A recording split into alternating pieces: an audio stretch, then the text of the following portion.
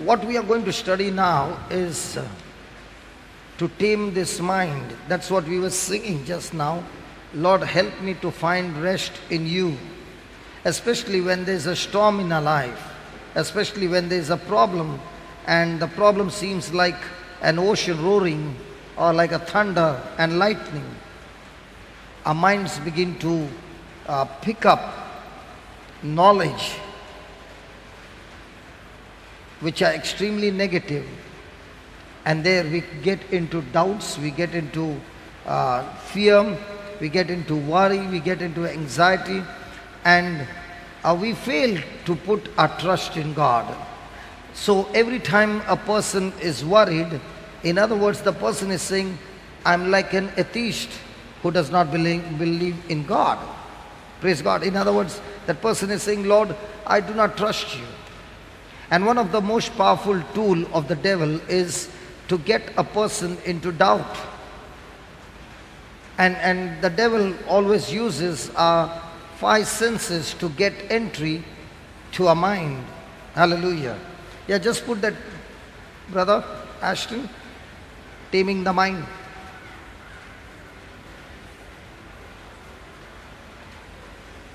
And if possible, you please write down the notes. The mind is part of the soul, and it is the part of us in which our faith is established. The mind is part of the soul, and it is the part of us, and it is the part of us in which our faith is established. In which our faith is established. Within our minds we take possession. Within our minds we take possession of what Jesus has done for us. Within our minds we take possession of what Jesus has done for us. For this reason, Satan attacks the mind. For this reason, Satan attacks the mind. Therefore, it is important that we tame the mind. Therefore, it is important that we tame the mind by bringing it under submission to God's word. By bringing it under submission to God's word. The spiritual battle we fight today, is within the mind. The spiritual battle that we fight today is within the mind. Our victory is obtained through our thinking. Our victory is obtained through our thinking. Praise the Lord.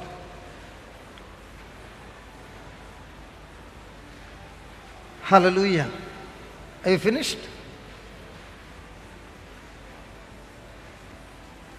See, man has got three parts according to 1 Thessalonians 5:23.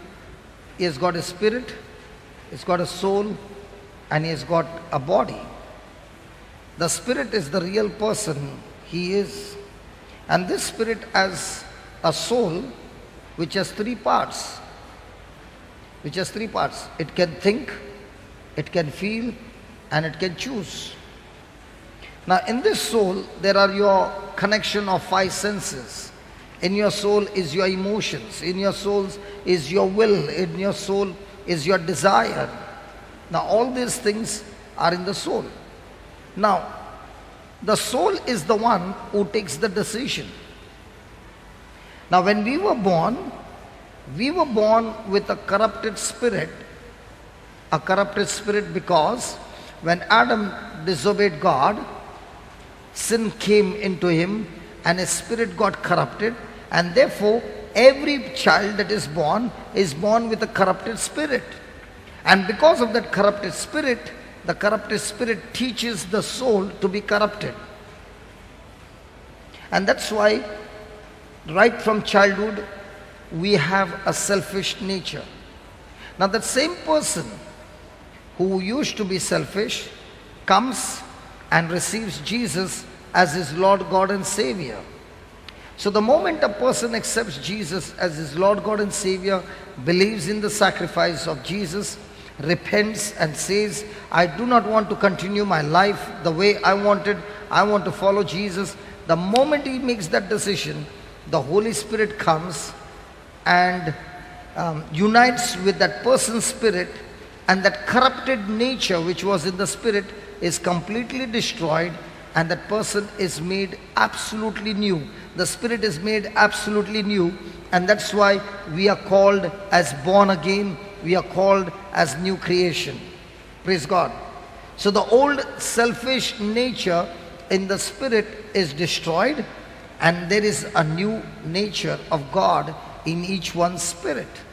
Then the question comes, if this is true, then how come I still do blunders? How come I still go and do wrong things?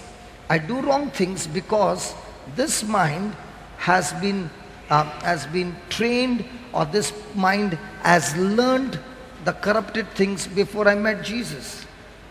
Now tell me one thing. If you knew Tamil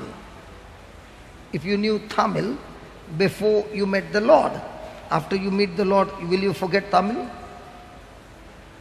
No, because what you have learnt is in your mind. Now please understand, this mind is the one who has the power to take decision, and this body moves in that direction. So the whole battle in our life is only one thing. Satan wants to have control over this mind, and on the other side, you and I are willing to say to Jesus, I want you to have control over this mind. Praise the Lord. Let me give you an example. Did David say that the Lord is my shepherd? So, is the Lord my shepherd? Does he become the shepherd of my life because I'm born again? Come on. Yes or no? No. No, he doesn't become the shepherd of my life just because I'm born again. Please understand, Jesus does not become shepherd by default. Jesus can become the shepherd of my life if only I give him control. Let me give you an example. Here are all the sheep, and I'm the shepherd. Now all these sheep are following me, but one sheep is going to the other side. Is this sheep following my instruction? This sheep is running everywhere. Praise God. The shepherd catches, brings that sheep again into the fold. The sheep runs again. Now has this sheep given control to the shepherd? No, it's wandering. In the same way, our mind is all the time wandering. My mind does not want to obey the word of God. So when my mind is not obeying the word of God, have I given Jesus the control over my life? No. So is Jesus the shepherd of my life, or am I the shepherd of my own life? When I'm going in all direction. So in a Christian life, how many people do you think Jesus is the shepherd? We were all born Christians, right? When we were born Christians, did we follow Jesus' instruction, or did we follow our own instruction? Then you came for the retreat and you listened to the word of God and you made a choice. That desire is still there of going away from Jesus. But because you love Jesus, what did you say? I'm not going to do those things that I used to do. I'm going to follow Jesus. Now you have made Jesus the shepherd of your life. Praise God. So what's the whole battle going on in our life? The whole battle that goes on in our life is who is going to have control over you. On one side, Satan is going to talk to you with worries. Has anybody ever got worried? So when a person is getting worried, that person is talking to nobody. But there is a commentator who is giving you running commentary of situations that are going on in your life and goes on speaking, and you're keeping your mouth shut, but you're listening to the running commentary of the devil. And the more and more you keep your mouth shut and the more and more he speaks, your emotions are triggered, your feelings are triggered, everything in you is negative. Now your decisions are negative, your actions are negative. Now who has got control over your life? The devil. Because the devil knows, if I can get the mind under control, then this whole body is going to move in that direction. So our whole body, all our actions, all our words, everything in our life operates based on my thinking. Praise God. So who is my greatest enemy? My greatest enemy is my thoughts. So every time I went into a disaster, it was because of those thoughts. And when those thoughts came, and if I did not captivate those thoughts, then those thoughts had a hold on me, and they made me move in a direction which I knew which was wrong, but yet I went in that direction. Example, a person has been delivered from alcohol. He's living a clean life, beautiful life. The Lord has touched him, everything is going on fine. And he goes and sits with his friend. And his friend begins to talk, and then he says, come, let's go for a drink. Come on, let's go for a drink. And he says, no. He says, come on, yeah. No. Just one lick, just a small one. As soon as those words are being exchanged, he says, no, no, no. And then that no is no more strong. Now he says, okay. Have you noticed? Hello. Now that person made that decision that I will go and take a small one. Does it stop at that small? No. He has opened the door now. The enemy will take him completely. Now where did it start from? It started with words. Those words gave you emotions, they gave you feelings, they gave you thoughts. And from there begins the journey to destruction. And that's why our mind is a part of our soul. Now, how many of you want to be always healthy? Good. How many of you want always good things to happen in your life? Good. Now see, where is the secret? Give me 3 John, verse 2, yeah, verse 2. Please read it. Beloved, I wish, go slow. Beloved, I wish above all things that you may prosper and be in good health, even as your soul prospers. Now, when he put that scripture, you started reading. On Saturday night, there was a brother who came to drop me to Sharjah airport. And we were talking about how our minds get captivated and all that. And he said, brother, I want to share something that I have not shared with you. Because I always trouble this brother. Is always smiling. And he said, it was a few years back, 7 or 8 years back, we had a session in Dubai, but for some reason it was called off.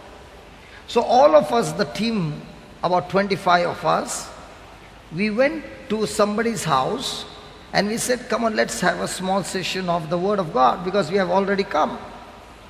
So there was this brother, I asked him to read. And he read the Bible. Beloved, I wish above all things that you may prosper and be in good health, even as your soul prospers. He began to read this way, and I said, stop it. Don't you know how to read? Now, I said these words with no intention to hurt him. Right? The moment I said that, there was a war in his mind. First, he comes from Pune. In his parish, he is the reader and he is the top one. So many priests has come and told him, when you read, it was so beautiful. People have come and congratulated him. And here I am asking him, do you know how to read the Bible? There's a war going on in his mind. Tears are just forming inside his eyes. And with all the others watching him, he wants to give me back and talk to me. And he wants to leave that place and go away. And on the other side, he hears the voice of the good shepherd saying, this man did not mean to insult you, but this man wants to teach you. And when he wants to teach you, it's always going to be uncomfortable because you have learned one way, he is going to teach you the other way. So don't get annoyed. And that battle went on, he said, for 20 minutes. And then he said, okay, I will take the correction, and he sat down there. Years later on, 8 years later on, this Saturday he said to me, he said, brother, thank God that I took that correction, because if that day I would have gone out of there, I would have read the Bible the way I was reading and I was thinking it's right. But when you said, brother, when you read the Bible, take each word and get the juice out of it, and only when you get the juice out of it, you will have life. So I began to study that, and today he runs a Bible class, and he is also telling his students, what are you reading? Are you understanding? Hallelujah. So what I'm trying to say is, for small things, might be somebody is correcting you, but those words can trigger you and say, he is insulting me. Right? And that person will never show up. So every moment Satan is going to use the right words, but talk to the person and cause misunderstanding so that that person will leave that place. Now what if he had to leave that place? He said, if I had to leave that place, my life would have surely been miserable.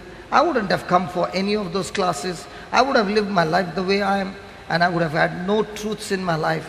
My life would be miserable. So I asked him, should I share this testimony? He said, please go and share this testimony, because this is so important. Praise God. And now every Bible class in Dubai, this brother is troubled by me always. And I used to always trouble him, okay, because he is on the projector. Praise God. And he will laugh. Even the people will trouble him. But then he said, do you know, that incident has made me immune now. You can trouble me. I will take the same word and turn it into joy. But on that day, I was about to take the same word and turn it into pain. Now, if he had to be hurt, was his soul prospering or was his soul sick? That soul is your mind. If your mind is sick, when will your mind be prospering? Your mind is prospering when your mind is in agreement to God's word. Your mind is full of love. Your mind is full of forgiveness. Your mind is full of reaching out. Your mind is full of servanthood. Your soul is prospering. And when your soul is prospering, he says, you will be in good health. Have you ever seen some people, they are very, very sensitive. Even for a small thing, they can start crying. Such people who are sensitive, their soul is not prospering, and therefore you will see they are full of different kinds of sicknesses, like ulcers, like headache and body ache and joint pain and all these pain. You know why? Because when your mind is sick, you cannot be in good health. When your mind is sick, your decisions will never be godly decisions, it will be ungodly decision. Now supposing he had not to take it as a correction, do you think he would have been where he is now? Never. Praise God. Brother Rohit, when you came with me to Uganda, believe me, I purposely took you there. Because I know when I go on this journey, there's going to be a lot of pressure on your mind. First of all, you come from a place called Dubai, where everything is glittering. And I take you directly from Dubai to a wilderness, where first of all, there's no light. Praise God. There's no water. Traveling. And Dubai roads are how? Like a marble. And those roads are how? Dusty. That's why I told your dad, if I can take him to Uganda and he goes through this test, and in the midst of this test, if your soul is prospering, brother, your future is going to be very great. That's why, you know, I was having a little bit of fear on your way back, because your stopover was at Dubai and you're going to meet your father and mother. And I was praying, Lord, let this brother not tell his father and mother, I'm going home. That's why I asked your dad, how many times did Rohit say, I'm coming home? He said, not even once. Your father cried on Friday when he was sharing his testimony, how he met you. Okay, he was crying. He was crying like a baby, and he said, I saw my son so different in one trip. Why? The same person, his soul began to prosper. He began to look at himself. He began to look at the situations all around and began to think, God, how much you have blessed me. How much you have prospered me. How much I want to thank you. Everything in your life begins to change. Hallelujah. Hallelujah. So, every day, what you see, we want to be healthy. We want to be blessed. We want good things in our life. We want a great future. The Lord says the secret is simple. Is your soul prospering? Then the whole package is yours. If your soul is sick, then the whole package will be sick. What is Sampath's sister's name? What's your name, Baba? Saujanya. Saujanya. Sit down, sit down. I met this baby, Saujanya, a few years back. At that time she was struggling because she has lost her sight. A young girl, when she has lost her sight, does she have a future? Come on, talk to me. No future. She began to seek God. She began to seek God. And the more and more she began to seek God, her mind began to change. She began to say to God, God, from now on my life is for you. Praise God. Hallelujah. And she began to study the word of God. Do you know what she's doing now?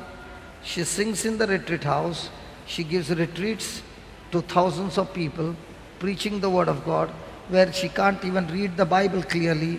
She finds it difficult, but yet she's studying the word and giving life to so many. I salute you, baby.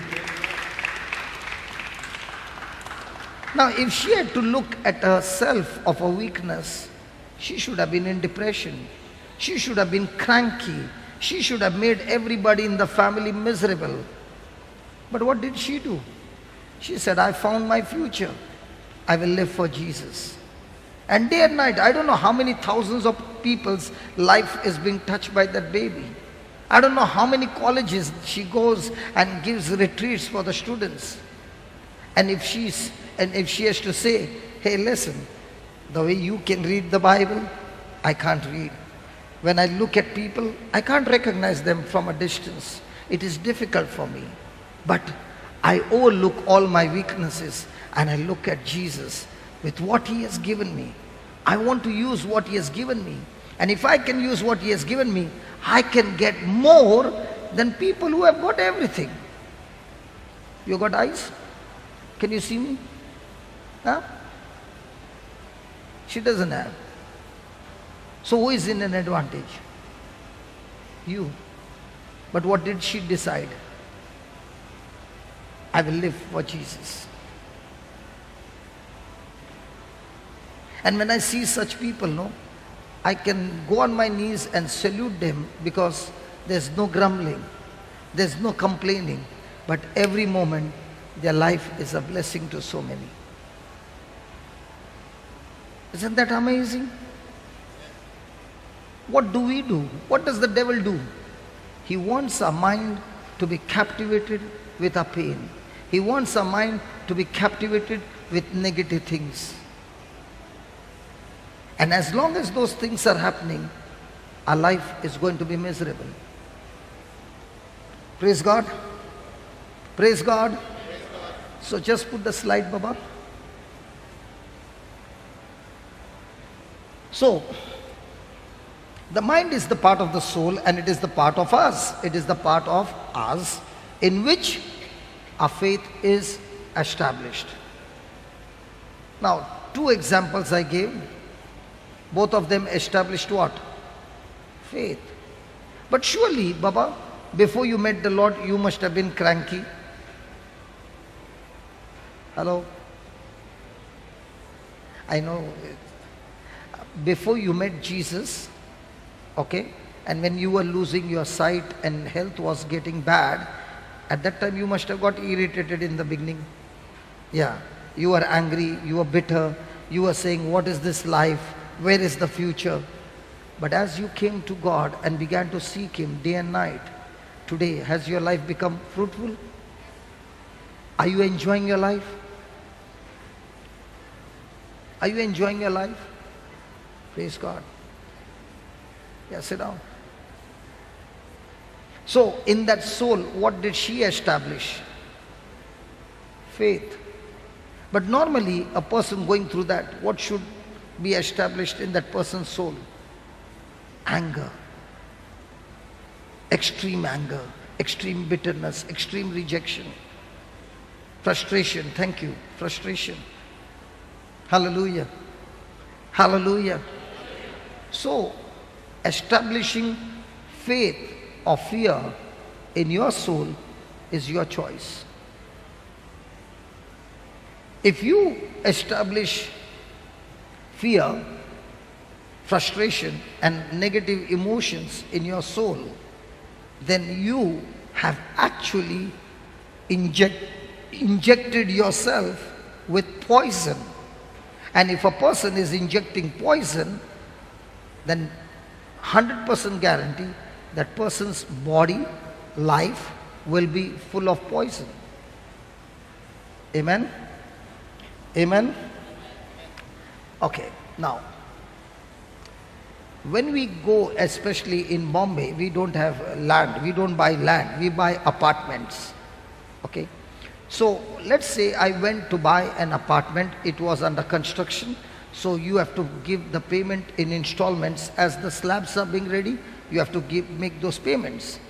Now, the whole building is ready, everything is ready, and then you got to make a final payment. When you make the final payment, the documents go for registration and you take possession. You take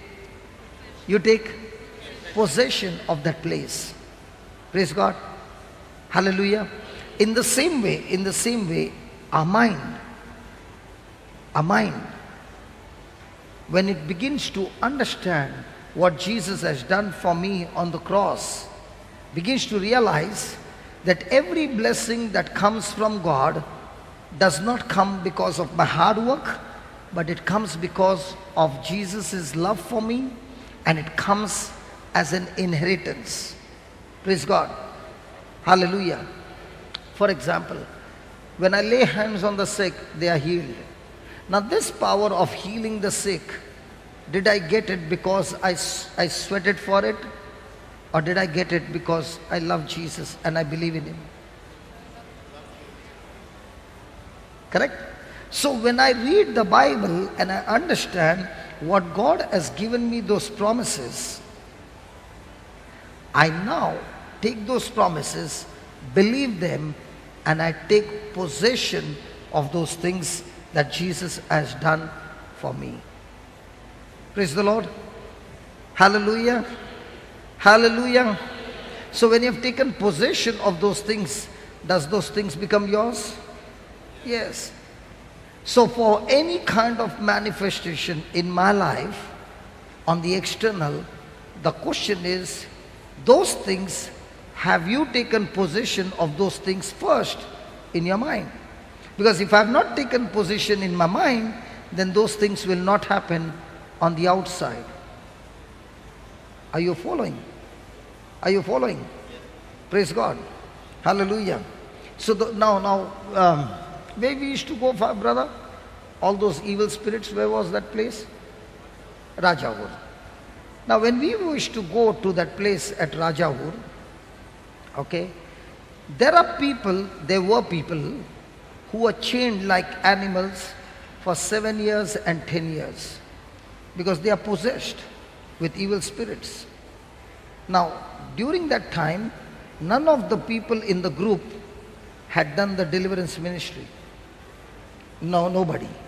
But all that they had heard was, be extremely careful, that spirit might afflict you. Correct? So even though they would go, there was double-mindedness. If I go and it turns around, I will be in trouble. Is it right? There is a particular day in a month or in 15 days, that when the prayers begin, people from different places will come who have got evil spirits. They are brought there. And the whole night there is prayer. What day is that? On a Friday. Every Friday? Every Friday night. Okay, I did not know that. Every Friday night. And there's a big hall. And inside that hall, all these people who are possessed are like there. And all the people are on the outside. It's like WWF you are watching. I was thinking that only. Exactly that. And they are all there manifesting. Huge hall. And you know, more than 100 of them in that hall manifesting. And I said, God, I want to see. I'm going to go inside that ring now, and you are going to help me. I want to see, Lord, your power. I want to see, Lord, your glory. And all these people are outside, and I'm jumped inside that ring. Now there are more than 100, and I'm the only one there. And all the people are watching me because they are believing that they will come together and tear him apart. Are you there? So when they are all there, all side, I look at one who is the weakest one and I go to him. The moment I go to him, he runs behind. It's like a magnet. Have you seen a magnet? So when I saw that, my confidence has increased. Slowly, I'm looking at the toughest one and I'm going to him. He's running away from me. Imagine more than 100 and one person who believes in Jesus, the Spirit of God in him, not one of them coming close. Now that incident helped all my brothers because they were watching. They were watching. This brother jumped into the ring. Imagine 100 wrestlers and you are alone. What will happen? Okay, they were watching. What must have happened to them? Their confidence went so high. They began to catch, they began to pray and all that. And praise God, God opened doors for them to go every week and preach the word of God there. Hallelujah. Hallelujah. I had only one opportunity, but they would go every week. One by one, those who were chained for years, they began to get released. Till a day came, there was not a single one of them. They were all set free. God bless you. Now, how did they get that? They had no knowledge. As long as they had no knowledge, they could not take possession of the authority that is in Christ Jesus. But when they saw the fellow brother, just like him, stepping out into the ring and standing, not because of my power, but because of the one who is in me, and standing on that faith, their faith began to rise up. Now there is no problem. You bring a possessed people, we have no problem. We got Christ in us. Are you following? Hello, are you following? Praise God. Hallelujah. Hallelujah. And that's why it's very, very important that we tame. Say that, tame. Tame. Tame. Is this a tame dog? Or is he a wild one? If he was wild by now, he would have started biting you. Praise God. Hallelujah. His nature is to bite. His nature is to bite. A dog bites. But because it's tamed, it is told you are not supposed to bite.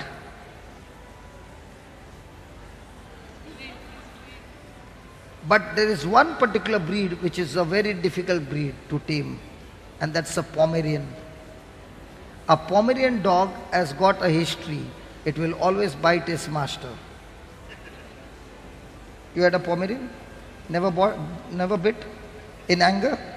So you all are not doing masti. We play with a dog. Their dogs must be sitting outside. We play, we fight, we play with the pillow and all. And that time it goes crazy, it will bite, but not intention of bite, but it will bite.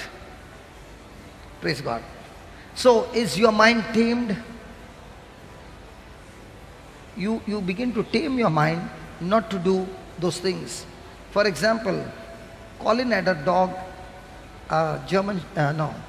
Labrador, okay, and the name was Shepherd, Shep. I used to call him a Christian dog.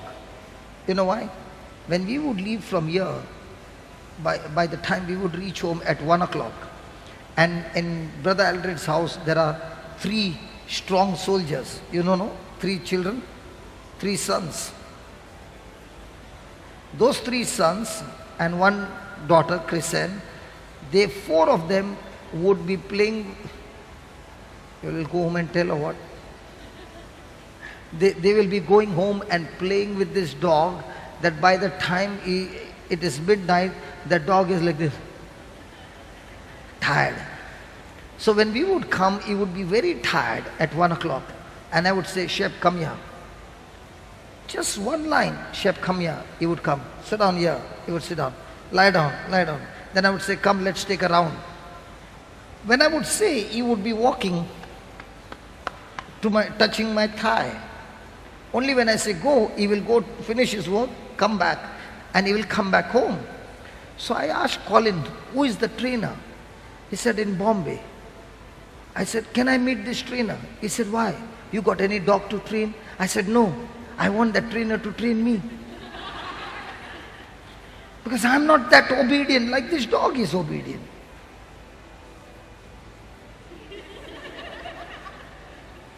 Hallelujah. Hallelujah. Thank you, Jesus. Praise the Lord. So we got to tame our mind.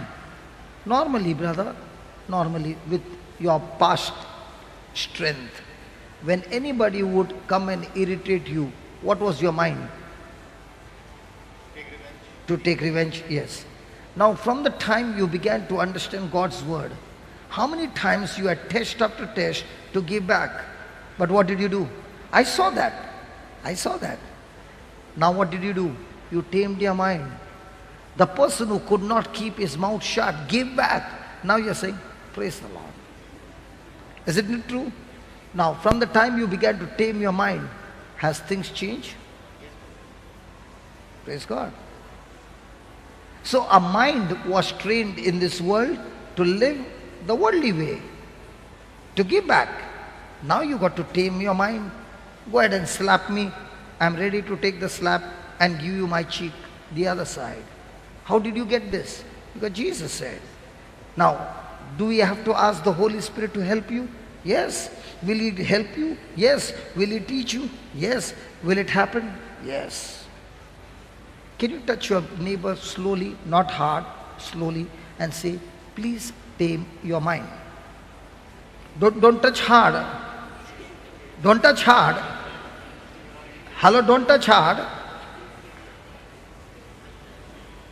Please tame your mind. Yeah, yeah. Now, tame your mind for what? Now, the taming can be worldly and the taming can be godly. Taming for what? Spiritually, for Jesus.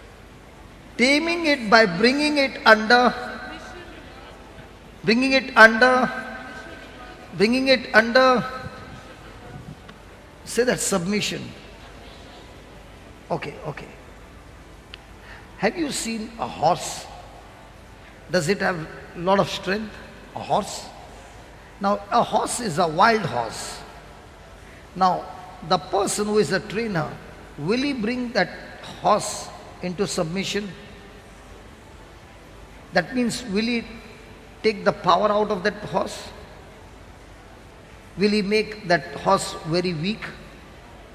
No. The horse has the same power. He has the same strength. But what will he do? He will bring that power in a particular direction and in control.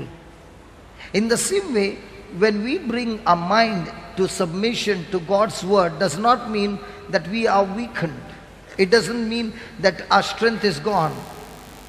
It means the strength is there, the power is there, but the power and the strength which was used. So the horse has tremendous power and it is wild.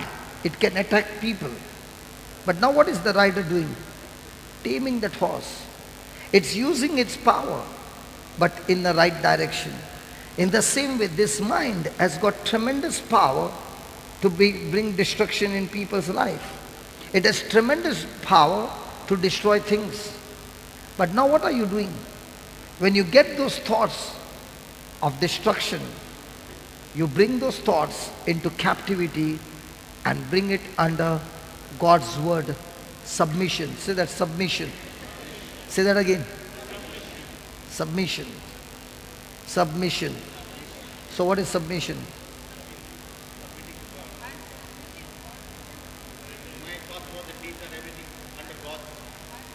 All of us seated here have our own desires. And when you want to fulfill your desires, it becomes your mission. Okay? But now you have your thoughts, your desires, your words, everything on one side. And now you're reading the passage from the Bible, and there Jesus saying, love your enemies. When somebody slaps you on one cheek, give the other cheek. And here is somebody who is really hurting me in my family or in my job or wherever. Now comes the thought, I want to give back. But on the other side, Jesus is saying, love and forgive. So everything in me wants to give back, but now what am I saying? Lord, my mission is to give back, but I will make my mission under your mission. Your mission is to love him and forgive him. So I'm going to make your mission, and my mission a submission. So what are you doing? When you read the Bible, your mind is saying no. And you're saying to your mind, shut up and take orders. That's the time a person is bringing it under submission to God's word. Now, let me give you an example. Every day we are playing a Christian game. What's a Christian game? There are different players who will be coming into our life. Each one will make their moves, each one will say their words, each one will put some actions. Now it's my turn to respond. Now I've got a choice to respond the world's way. I got a chance to respond God's way. Which one is natural and easy? God's way or the world's way? World's way. Because we have been trained, we are trained to do that. And now what you have to do? You have to unlearn all those things that you have learned, and now teach this mind to learn this and obey this. And those who are doing that are the ones who see result in their life. And that's why Jesus gave us how many commandments? Love one another. Do we get this opportunity to do that, practice that every day? Do we practice it? Trying to. All these years, brother, you were a very, very important person in the church, having so many offices, having so many positions. But question, having so many positions in the church during those times, did you have love? When somebody, no, I'm not saying when he loves you, you would love him. No, but he hates you now. I will hate him, but now it's different. No, I'm talking about those days. So your mind was tamed, tit for tat. Yeah, a tooth for a tooth and eye for Yeah. Now, after meeting Brother Johnson. no, not meeting after the teachings. So now, isn't your old mind screaming and saying, no, I want to give back. But what are you saying? Be submitted to God's word. It's not that you are winning all the time. You are losing some battles. But you quickly realize, I made a mistake. I want to come back. So do we go through this test, everybody? Nurses also? For nurses it is good. Take one anesthesia and go to sleep. Praise God. Hallelujah. Thank you, Jesus. So what are the battles that we fight? Do we fight against people? Or do we fight the battle in our mind? But most of the time we are fighting with whom? With people. But a battle is with whom? With our own mind. Is that clear? Hello? So are you going to fight with me if the lunch is served late? It's with your mind. You can tell your mind today is fasting. Praise God. So I was talking to Brother Colin and said, why not we have 10 days of fasting? Hallelujah. Yeah. I'll see you at the counter. I want to see man doesn't live by bread alone, but by every word that comes out of the mouth of God. Yeah, I will see you now. Let me see your mind in. Baba, keep a watch on him. Huh? Breakfast time, lunch time, evening snacks and dinner time. And every time he's taking the plate, go and tell him, man doesn't live on bread alone. I will tell you, after 10 days when he goes back home, the family will be so happy and say, I never knew that new creation has got a gym as well. You became so slim. I never knew that you go for a retreat and you slim and come back. Praise God, what a package it is. Now, can he get irritated? Come on. Now, did we have intention of giving him? No. It's about how I take it. The words were spoken. We all had fun. But now he receives it on the negative side. Now, is the mind going to give him commentary? Listen, this is only the beginning. Every time you come to the plate, they are going to say it. Okay? It is better for me to go back home. Praise God. Are we learning something practical in our everyday life? Praise God. So, the spiritual battle we fight today is within the mind. Our victory is obtained. Our victory is obtained. Our victory is obtained. Our victory is obtained. So if a person is all the time thinking in the flesh, we already know this person is going into a mess. See, two people are about to get married. Okay, theirs is a love marriage. But their thinking is all worldly, corrupted, and selfish. It's 100% guaranteed. Now when they come under one roof, before coming under roof, after one roof, why it is happening? But our love relationship is from 10 years. It can be up from 15 years. But if your thinking is contradicting to God's word, that relationship can never ever be good. Amen. Hallelujah. Thank you, Jesus. Thank you, Jesus. Praise God. I want to say something. Can I talk on this relationship a little?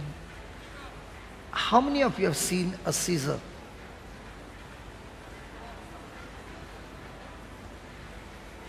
How many of you have seen a Caesar? Now, in a Caesar, are there two blades? Come on. Now, let's say one blade says, I don't need you.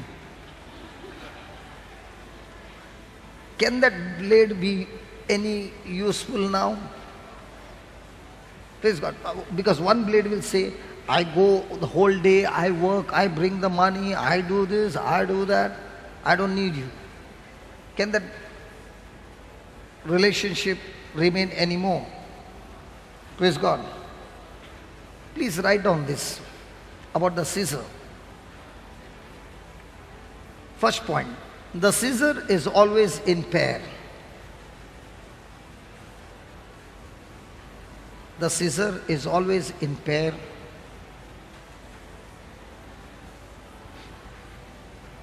And that's where it is, and that's where it's useful. And that's where its usefulness is. And that's where its usefulness is.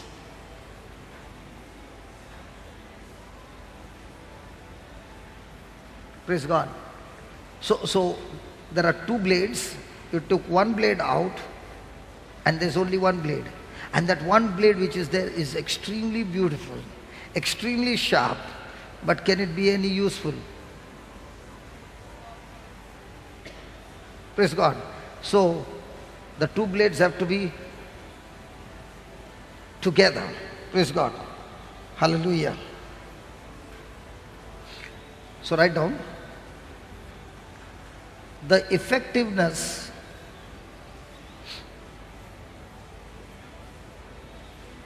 of every marriage, the effectiveness of every marriage is lost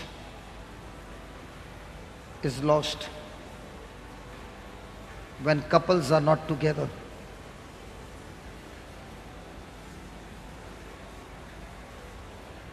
When couples are not together. Separation and divorce. Separation and divorce destroys the effectiveness, and usefulness of every marriage.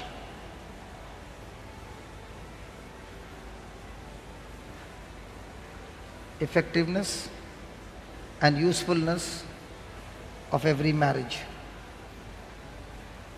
United we stand. We know that. Write down. United we stand.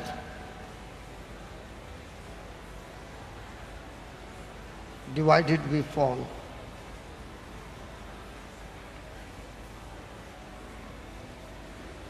Separation is not only when you separate. Separation is not only when you separate. Separation is not only when you separate physically. Separation is not only when you separate physically and you are no longer living together. And you are no longer living together.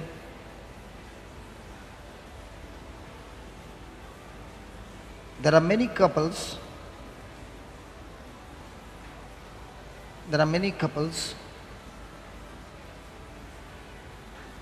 who are together under the same roof.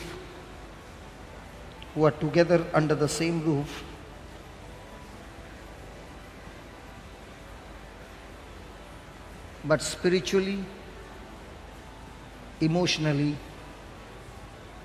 sexually, financially, socially separated.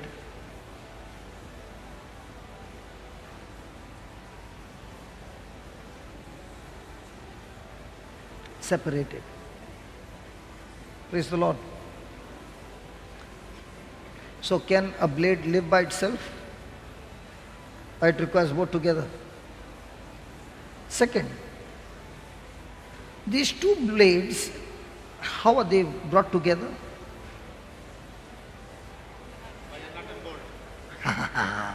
By a nut and bolt. And that nut and bolt is Jesus. Hallelujah. Two blades, even though they are together, but there is no nut and bolt. Actually, it's not nut and bolt, brother. It's a rivet. It's a rivet. But most of the time, the nut has got a rivet, or it has been hammered that it doesn't open. Praise God. Hallelujah. So the bond has to be with Jesus. So any couple where Jesus is not the center of their life, then there is always a crisis. I remember when I used to come to Goa, there was some youth who used to come from Bangalore. Okay? And among the youth, they fell in love with one another. And they would come for the retreat and get into the Word of God, and then they got married. Now they married about 6 or 7 years back. Okay?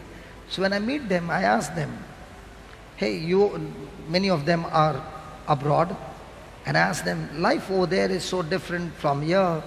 Okay? So how is your relationship with your spouse?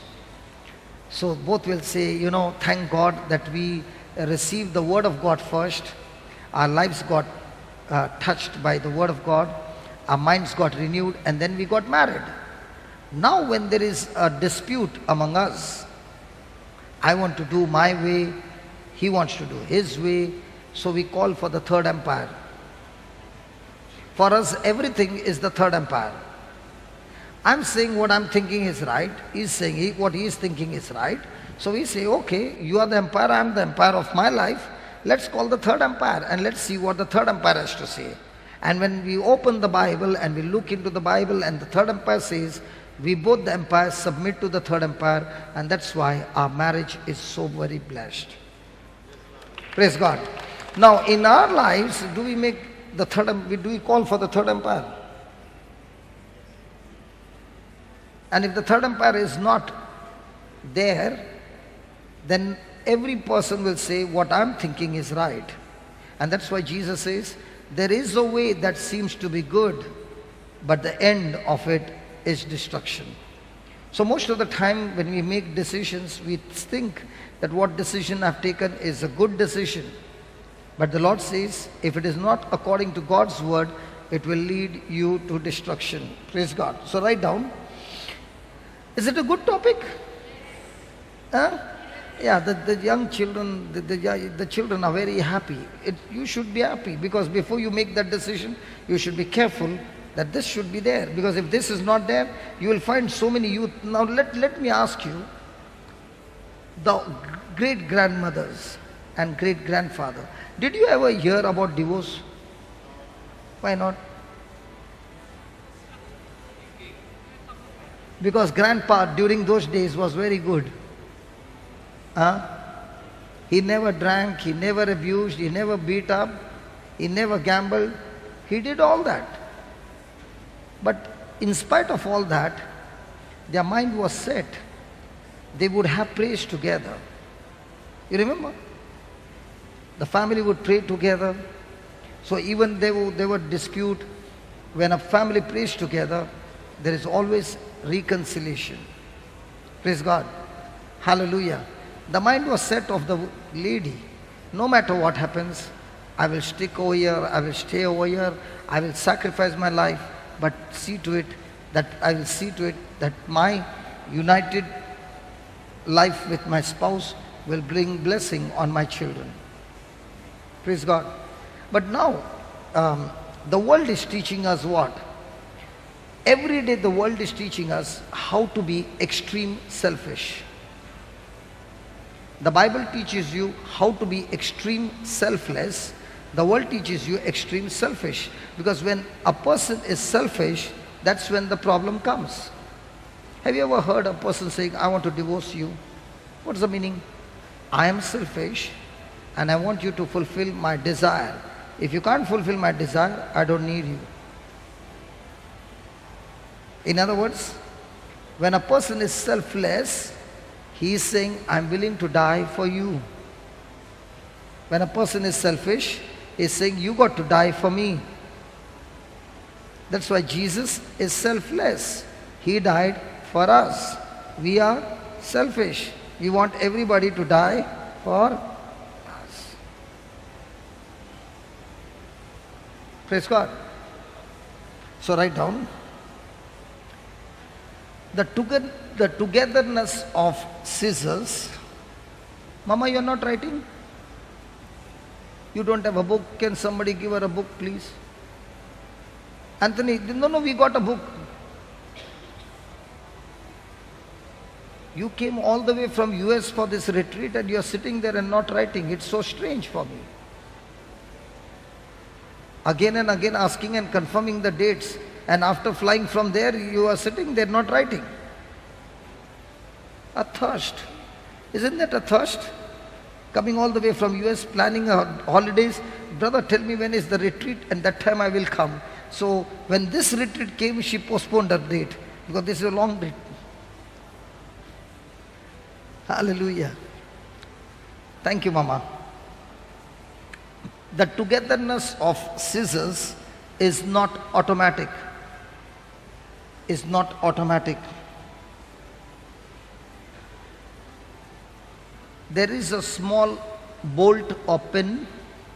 There is a small bolt or pin that fixed the scissors. That fixed the scissors together in the middle.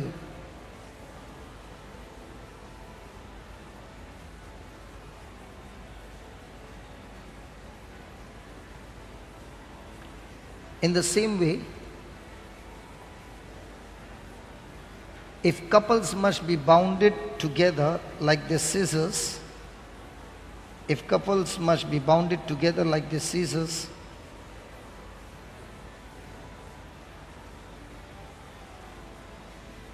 there must be bolts that are fixed. There must be bolts that must be fixed,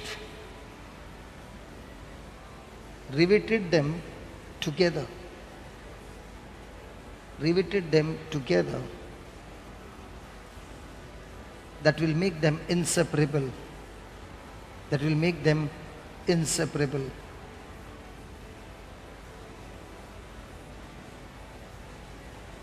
Some of the bolts are, now what is that bolt? Some of the bolts are the presence of God,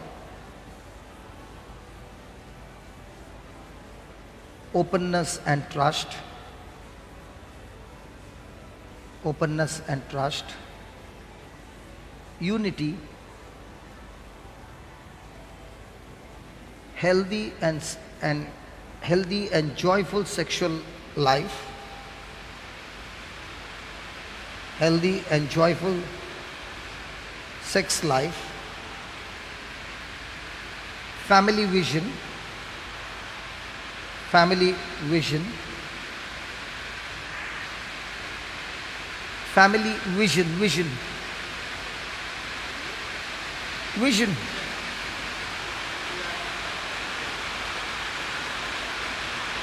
good family finance, good family finance,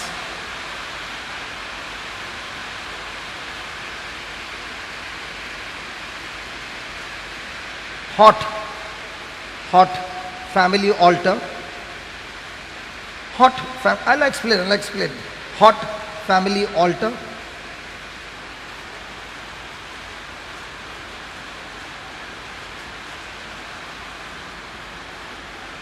praise God. Okay, first one is what? Presence of God. So there is an atmosphere of God's presence. How?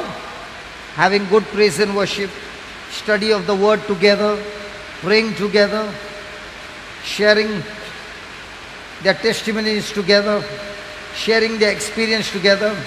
Praise the Lord. Hallelujah. Example. Brother Edwin, your daughter Angel every year would fall sick and land up in the hospital. Agreed? You used to pray, but you did not know how to pray. Agreed? Then you and your wife began to understand the Word of God. This year means when you studied the Word of God, it was time for your baby to fall sick because it happened on every birthday. Correct? And she would land up in the hospital.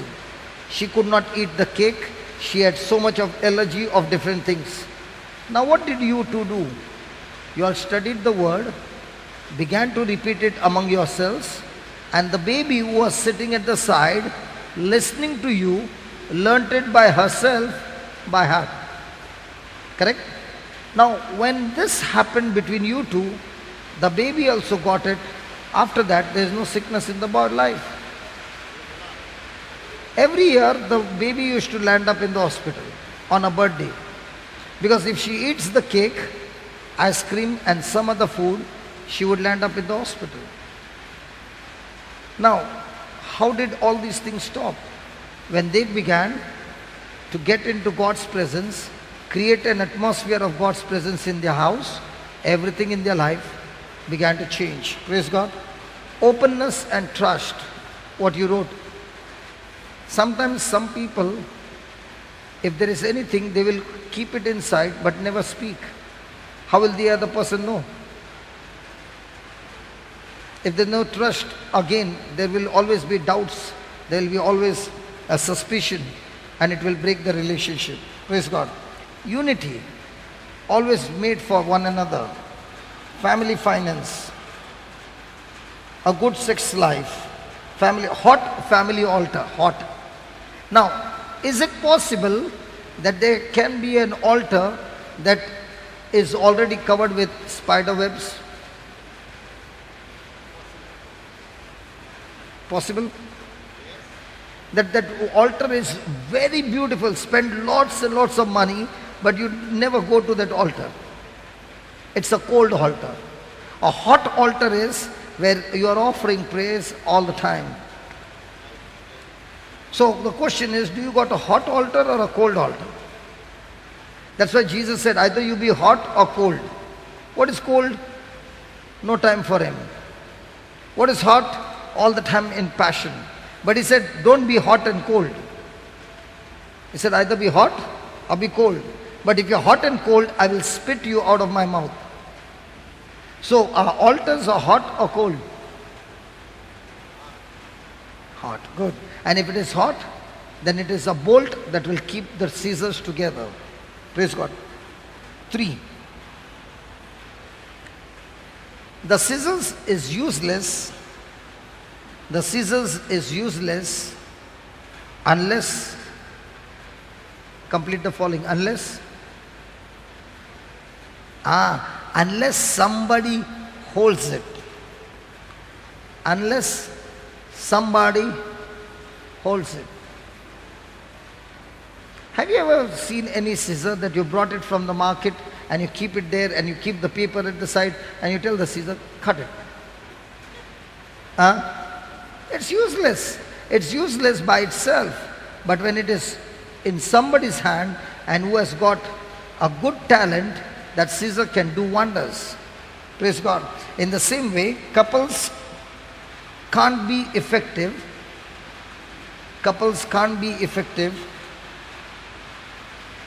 except they allow. Couples can't be effective except they allow God to hold them. Except they allow God to hold them and use them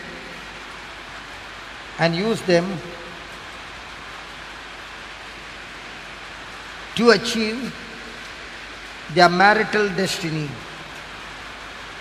And use them to achieve their marital destiny. Marital destiny. No family is really useless. No family is really useless. It is either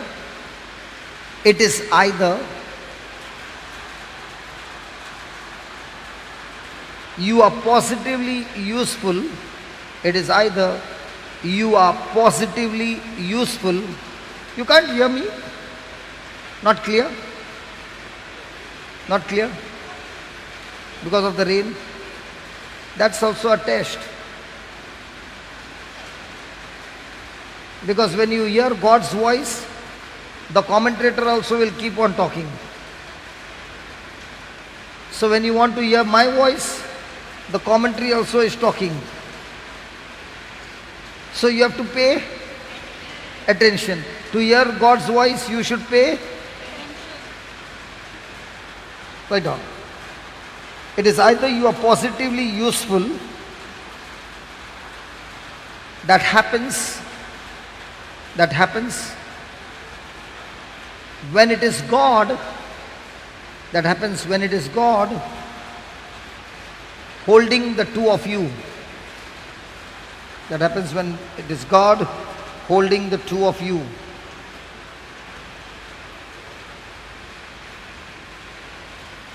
You will be negatively useful. You will be negatively useful. You will be negatively useful when the devil is holding the two of you. You will be negatively useful when the devil is holding the two of you. Then life will become like this, big noise. Hallelujah. Hallelujah. Can you ask your neighbor who is holding you?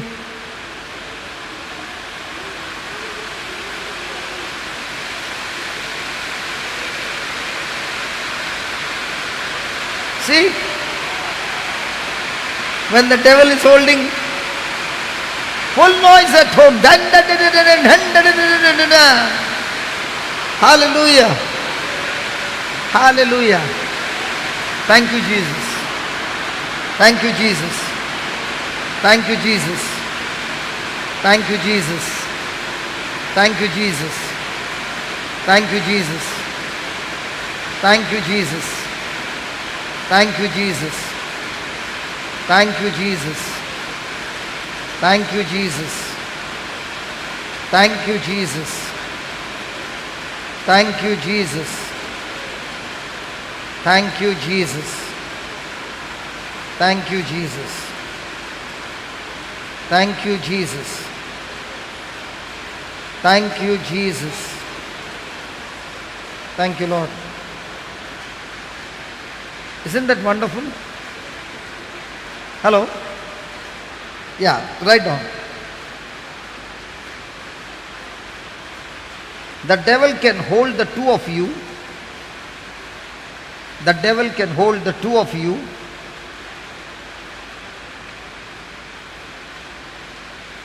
And use you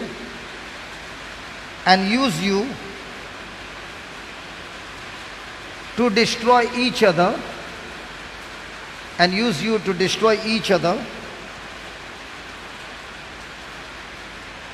and destroy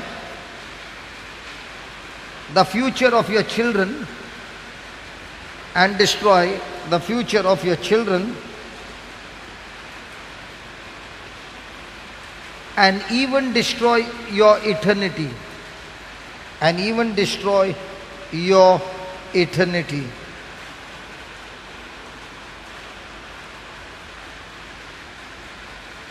What more do you know about the Caesar?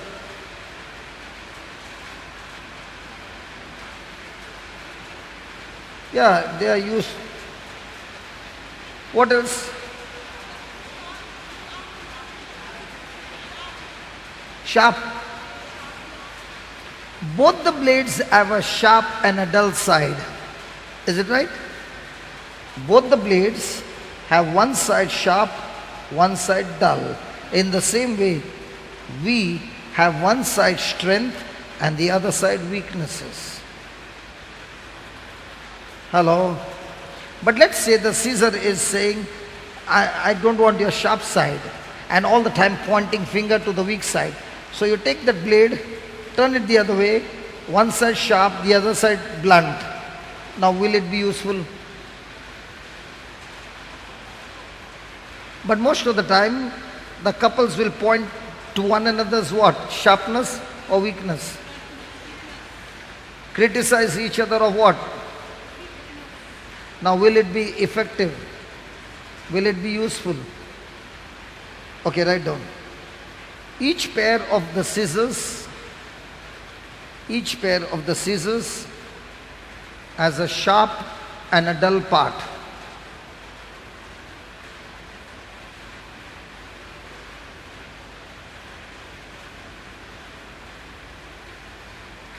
The face is sharp. The face is sharp while the back is dull. While the back is dull. In the same way, each couple has his or her strength and weaknesses. In the same way, each couple has his or her strength and weaknesses. Your spouse is not empty.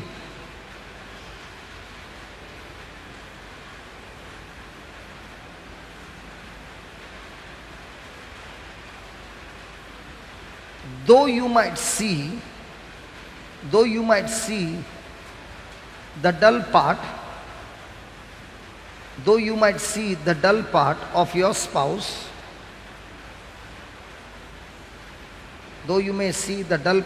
spouse, but if you want your marriage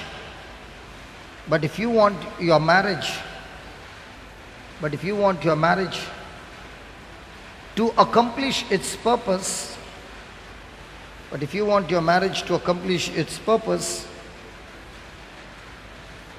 you must recognize the sharp part.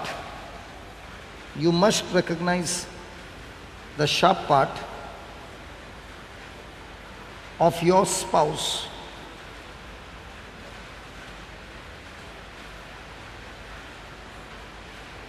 You also must display your sharp part. That is your strength.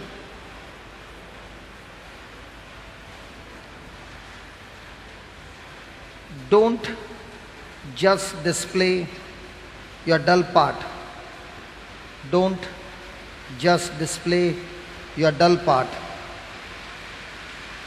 That destroys marriage. Fast.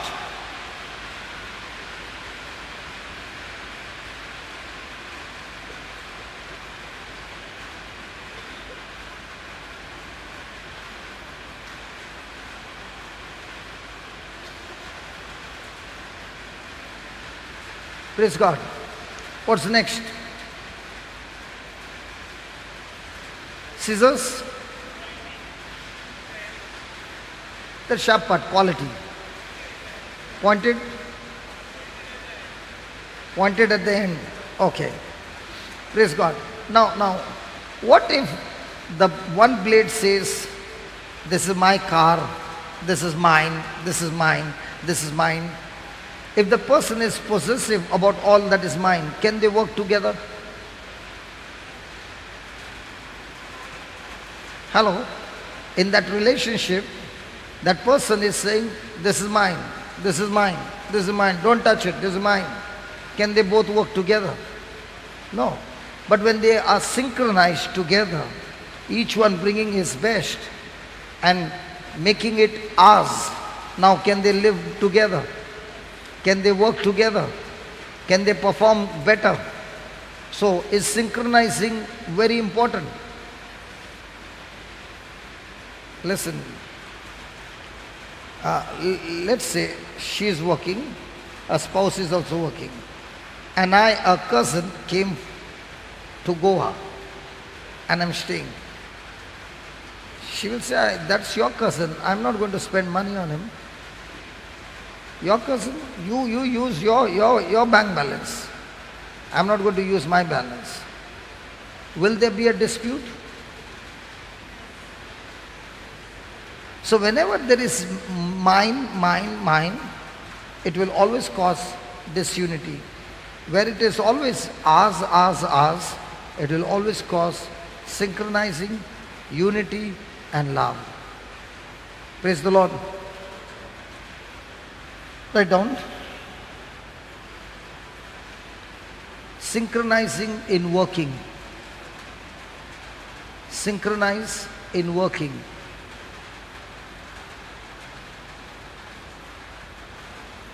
The two pairs must come together. The two pairs must come together before it can cut, before it can cut whatever you want it to cut.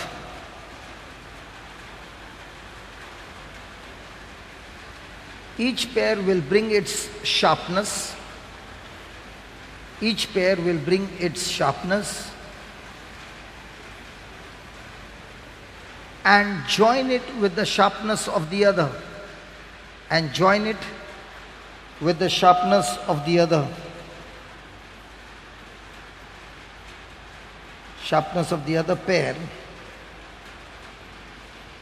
Cutting will be done smoothly and easily. Cutting will be done smoothly and easily.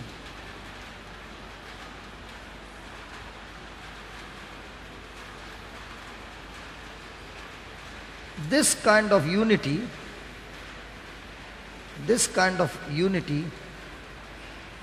is the energy of the family. Is the energy of the family.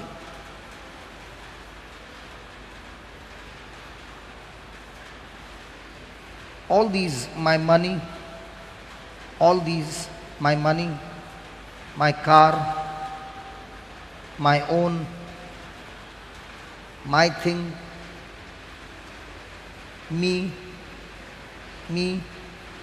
mine. These are the syndromes.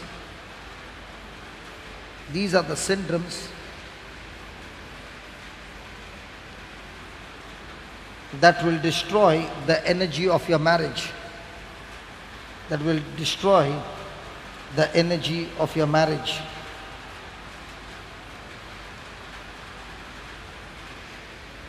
Synchronize your resources. Synchronize your resources, money, connections, visions as couples.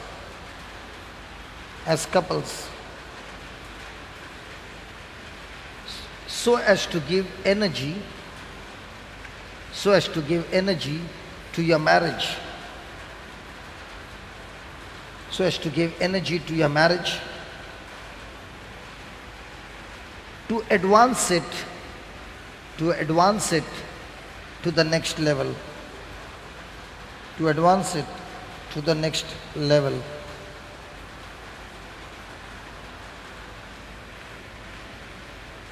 I is the mother of illness. I is the mother of illness of marriage. I is the mother of illness of marriage. We is the mother of wellness. We is the mother of wellness of every marriage.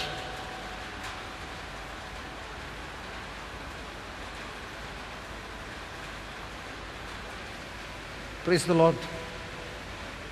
Hallelujah.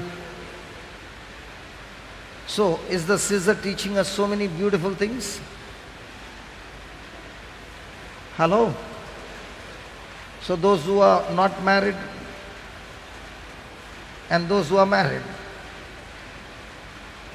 This was not my plan, it just happened. Praise God. And I know if it happened for a good cause. Amen. Let us close our eyes.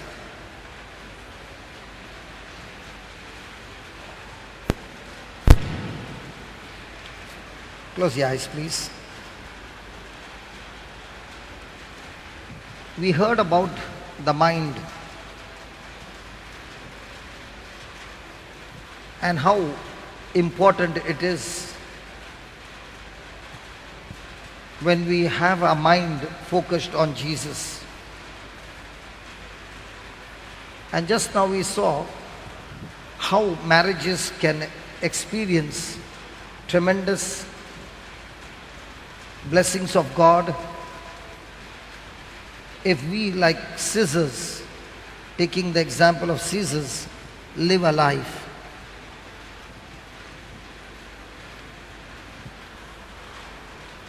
The teaching is good, but for this teaching to be put into practice, we need God's power. We need the Holy Spirit to strengthen us, empower us, to help us to be vigilant, that we do not get drifted away. So let us ask the Lord and tell Him that, Lord, I need you. I need you, Lord. Every moment of my life, I need you.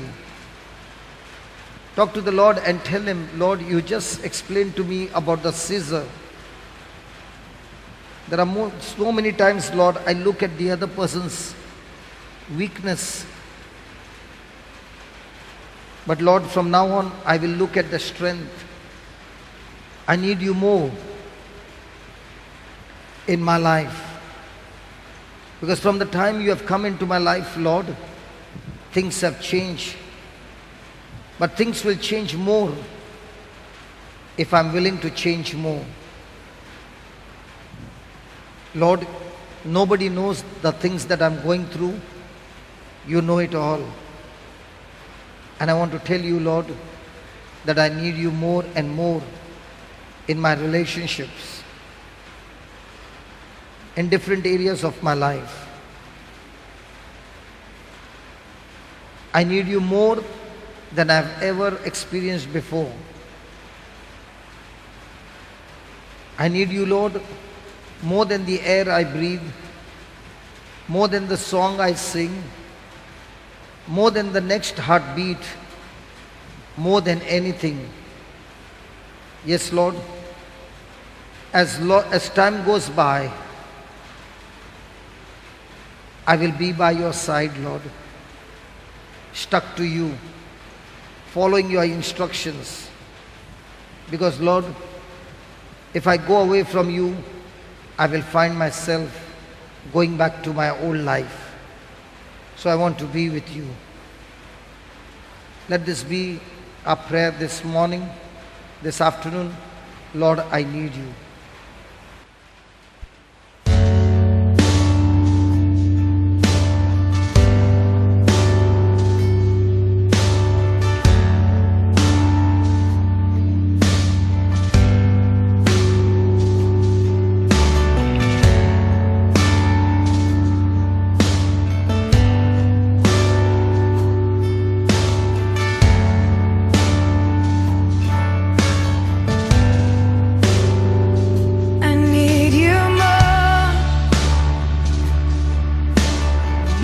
than yesterday. I need you more. More than words can say. I need you more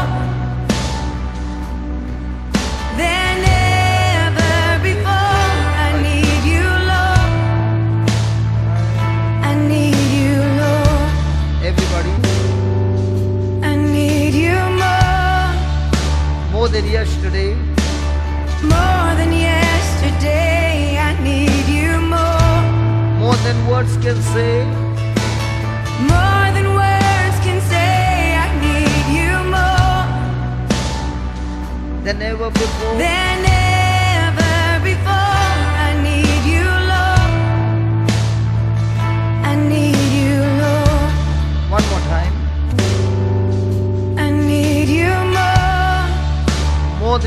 yesterday. More than yesterday, I need you more. More than words can say. More than words can say, I need you more. More than ever before. Than ever before, I need you, Lord. I need you, Lord. More than the air I breathe. More than the song I More than sing. the song I sing. More than the next More heartbeat. than the next heartbeat. More than anything. More than anything. And Lord, as time goes by, I'll be by your side. I'll be by your side. Because I do not want to go back. 'Cause I never want to go back to my old life.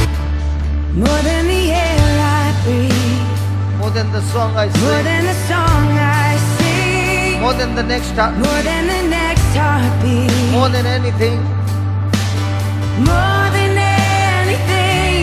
And Lord, as time goes by, I want to be by your I'll side. be by your side. 'Cause I never want to go back to my old life. 'Cause I never want to go back to my old life. Tell the Lord again. Because I never 'Cause I want to go. never want to go back to my old life. Yes, Lord, I never want to go back. 'Cause I never want to go back to my old life. More than the air I breathe. More than the air I breathe. More than the song I sing. More than the song I sing.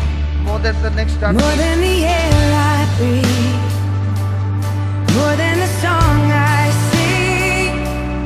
More than the next heartbeat. More than anything. More than anything.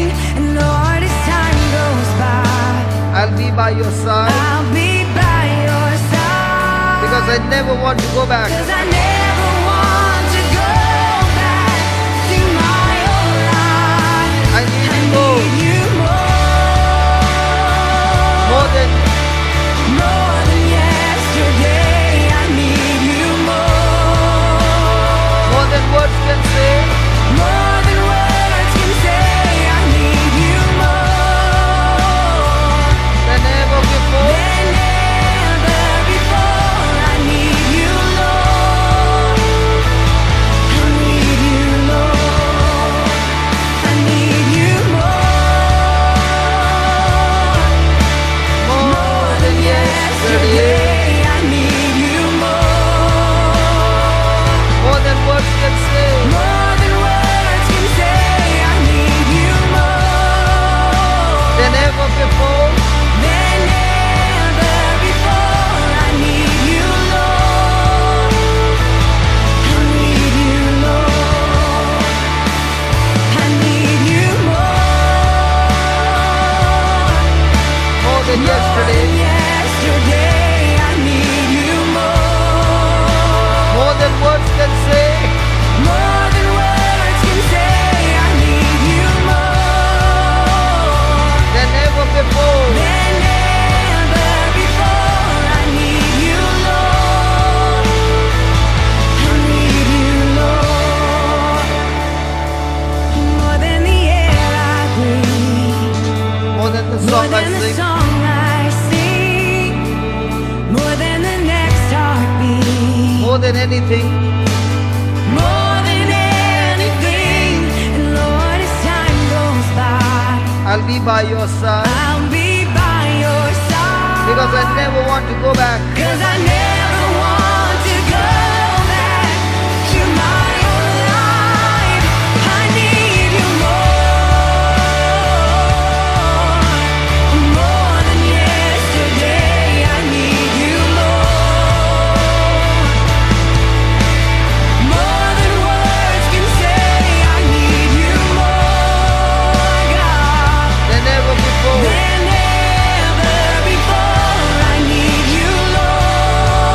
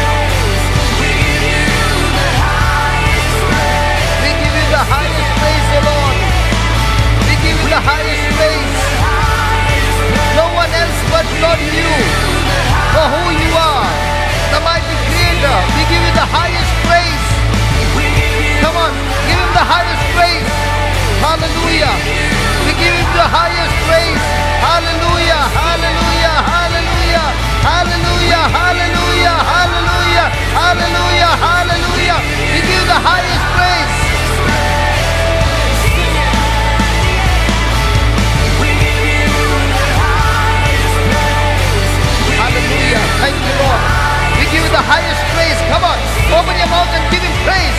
We give you the highest praise. We give you the highest praise. I need you, Lord.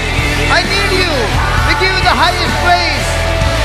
Hallelujah. Thank you, Lord. Praise you, Lord. Hallelujah. We give you the highest praise.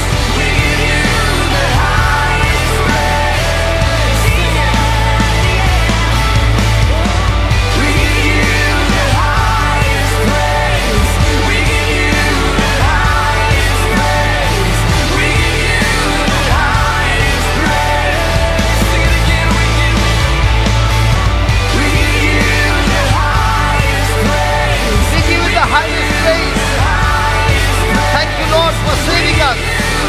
Thank you, Lord, for forgiving us our sins, O Lord. Thank you, Lord, for cleansing us with your holy blood. Thank you, Lord, for the anointing of your Holy Spirit, O Lord. We give you the highest praise, O Lord. Thank you for giving us the mind of Christ. We give you the highest praise. Hallelujah, hallelujah, hallelujah, hallelujah, hallelujah, hallelujah. We give you the highest praise, the highest praise, the highest praise, the loudest praise, O Lord. Thank you, Lord, mighty Creator, our God, our living God. You are in our midst, you are alive in our midst, O Lord. We give you the highest praise, the light to the world, O Lord, the salt of the earth, O Lord. Hallelujah. The good shepherd, O Lord. Hallelujah. We give you the highest praise.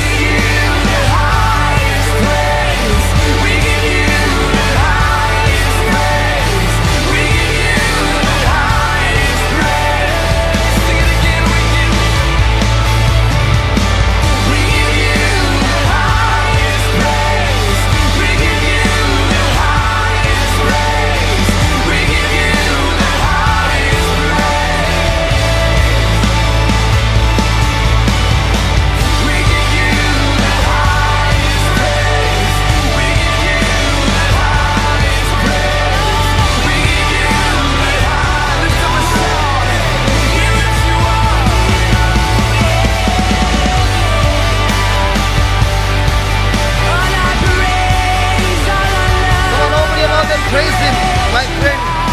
Give free praises to the Lord. We give you the highest praise, O Lord. Hallelujah, hallelujah, hallelujah, hallelujah, hallelujah, hallelujah, hallelujah, hallelujah, hallelujah, hallelujah, hallelujah, hallelujah, Lord. Hallelujah, Lord. Hallelujah. Thank you, Lord. We give you the highest praise.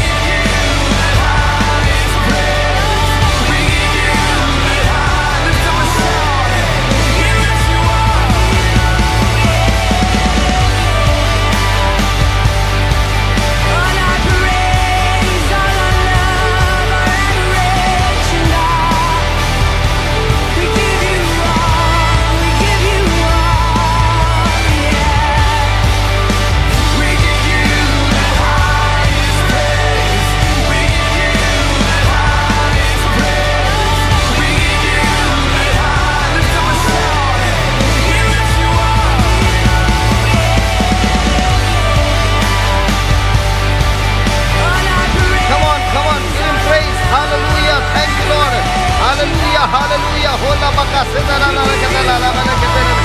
Ala kadara kala kadara kadara la kadere. Hallelujah, hallelujah, hallelujah, hallelujah, hallelujah, hallelujah, hallelujah, hallelujah, hallelujah, hallelujah. Come on, come on. Come on, lift your voices and give Him praise. He is the one who saves you. He is the one who strengthens you. He is the one who guides you. He is the one who leads you. He is the one who has got great and mighty plans for you, a great purpose for you, a great future for you. He is a good God, and all good things come from Him. Come on, come on, come on. Lift your voices and praise Him. Lava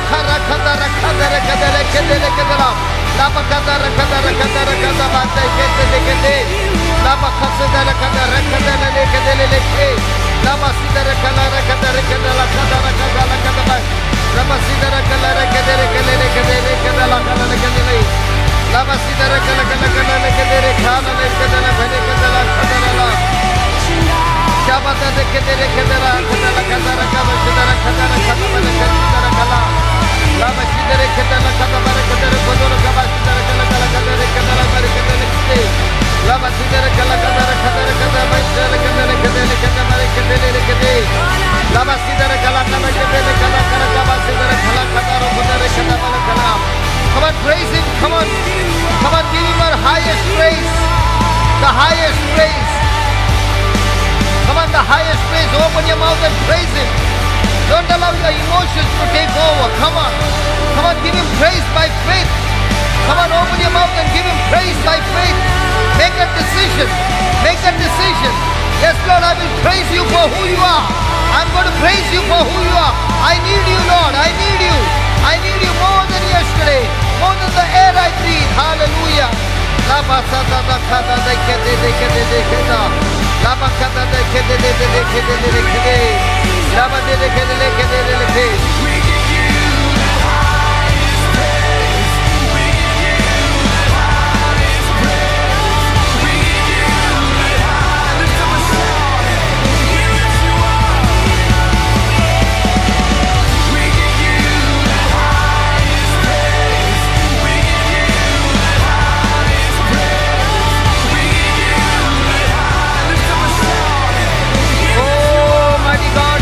Such wonders in our life, oh Lord, and You continue to do wonders in our life, oh Lord. We give You the highest praise.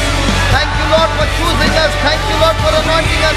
Thank You, Lord, for sanctifying us, for making us righteous and justifying us, oh Lord, and setting us free from all condemnation, oh Lord.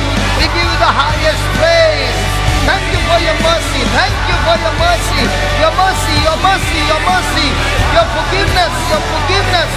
Your mighty grace. Thank You, Lord. Thank You, Lord. Thank You, Lord. Thank You, Lord. Thank You, Lord. Thank You, Lord. Hallelujah.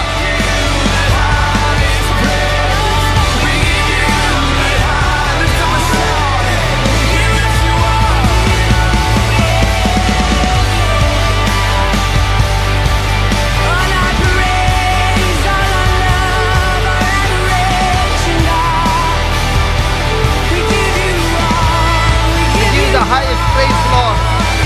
Come on, talk to the Lord as you praise Him. Praise Him for all that He has done in your life and He continues to do in your life. Come on, thank Him, thank Him, thank Him, thank Him. Come on, thank Him. This is a time of your anointing flowing. This is a time of victory. This is a time of victory. This is a time of victory. Come on, open your mouth and give Him loud praise. The highest praise, the highest praise, the highest praise, the highest praise. All our praise, all our love, all adoration, God. We give You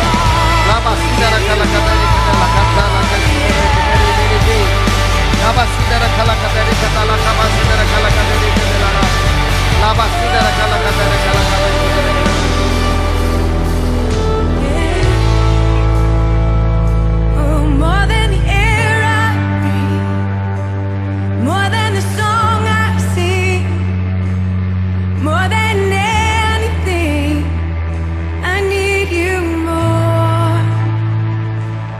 More than the air that I breathe, more than any song I could ever sing, oh, so much more than anything, I need You more. More than the air I breathe, more than the song I sing, more than more than the air I breathe, more than the song I sing, more than anything, I need You more. I need You more. I need You more. More than anything, oh Lord. I need You more. More than this life, oh Lord. I need You more. More than my job and I my need finances, You oh Lord. more. More than any person in this world, oh I Lord. need You more. More than any desire, I oh Lord. need You more. More than the air that I breathe, more than any song I could ever sing, oh, so much more than anything, I need You more. Oh, more than the air I breathe, more than the song I sing, more than anything, I need You more. Oh, more than the air I breathe, more than the song I sing,